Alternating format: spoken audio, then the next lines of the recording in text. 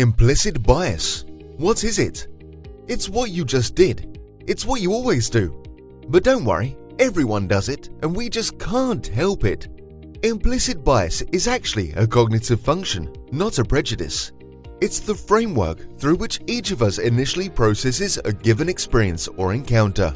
You likely had an idea or preconception of what you thought implicit bias was before you even clicked to play this video. You also likely had some ideas about me when you heard my voice. Implicit bias is not a bad thing. Think of it as a starting point that we set unconsciously when we have any sort of experience. Our life experience creates bias and informs that starting point for how we begin to understand anything we encounter and do. And everyone has different life experience that informs their starting point. More specifically, before you start to do anything, your brain makes several decisions about the situation, your role and where you stand, what you are dealing with, what to expect, and what you should do or shouldn't do next. Implicit bias happens so quickly, and we're so efficient at it that we rarely are aware when it's happening.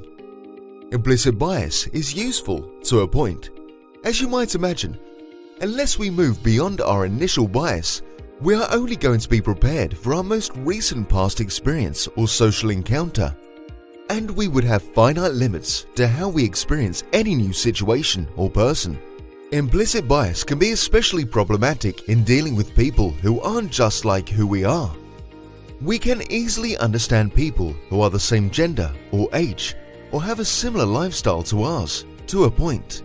We are less able to as quickly understand the differences we perceive in others, and the lack of understanding can affect our personal, casual, and professional relationships unless we're able to move past what we already know. Unless it's managed, implicit bias can affect how fairly we treat others, without realizing that we are functioning with that bias.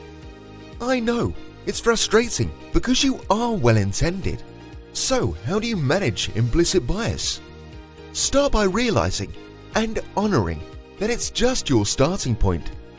Then be mindful. Step back and allow the situation to unfold as you process it. Here's a tip on how to do that.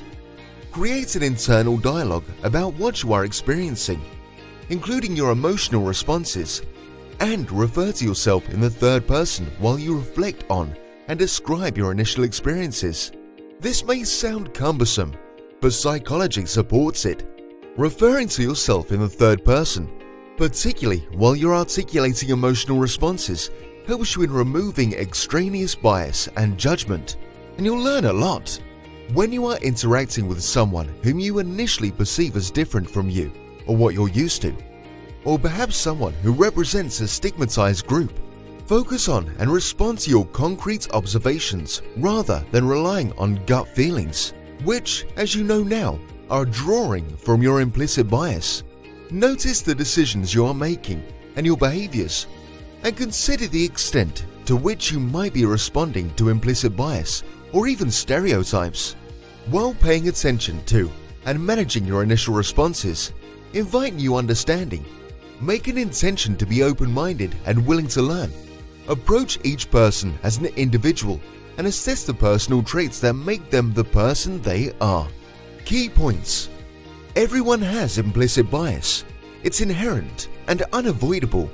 Implicit bias is based on one's life experience. You can manage implicit bias by paying attention to your initial responses. Sort out your own thoughts by taking yourself through your processes in the third person. Make an effort to assess and think about each person as an individual. Be willing to learn about others and yourself in the process.